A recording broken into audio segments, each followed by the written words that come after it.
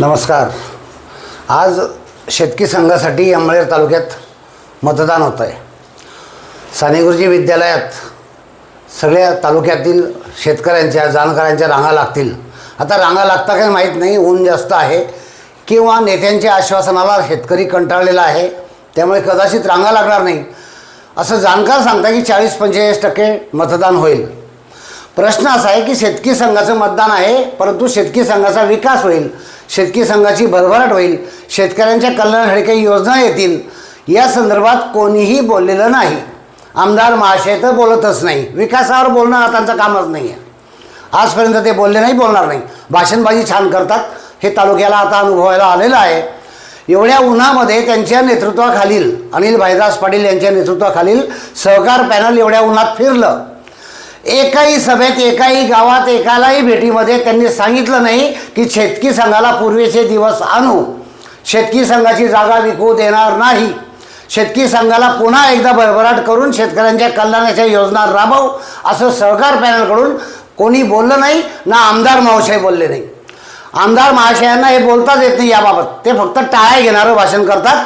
बोल बच्चन अमिताभ बच्चन, तर अमिताभ बच्चनसारखं बोलायचं, दिसायचं, वागायचं, परंतु कर्तृत्वामध्ये मात्र ते मागे पडलेले आहेत। आमदार असताना काही करत नाही आहेत, मंत्री असताना काही केलेलं नाही आहे, शेतकी संघाबद्दल एकही शब्द बोललेला नाही आहे। कशासाठी मतं मागताय त्याची काही कारण मीमांसा।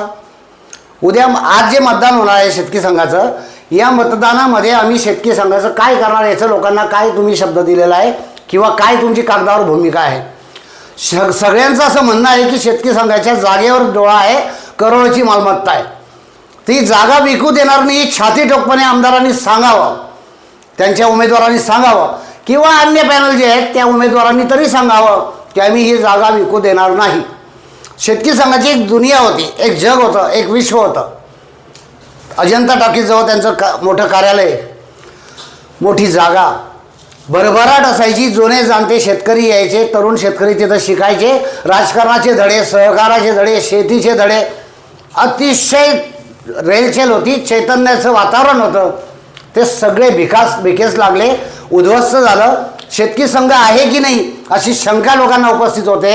आता शेतकी संघाची इलेक्शन इतक्या गॅपनंतर लागली, जोरदार प्रचार केला, उन्हातानात फिरले, पण कशासाठी फिरताय त्याचं उत्तर अजूनही मिळत नाही। आज मतदान आहे, माझी शेतकरी बांधवांना, शेतकी संघाच्या सभासदांना विनंती आहे की डोळे झाकून मतदान करू नका।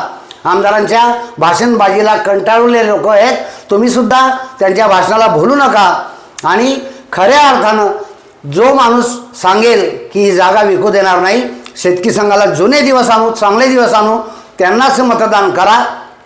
निकाल काही तासांवर असेल, मतदान झाल्यानंतर सांगता येत नाही कोण जिंकता, याच्याबद्दल कोणी भाकीत करू शकत नाही। 40-45% मतदान होणार आहे।